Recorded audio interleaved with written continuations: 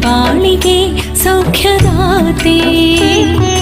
ಬೇಡಿ ಬಂದ ಭಕ್ತರಿಗೆ ಆಸರೆ ನೀವು, ಪ್ರಾರ್ಥಿಸುವ ಮನಗಳಿಗೆ ಸಾಂತ್ವನ ನೀವು.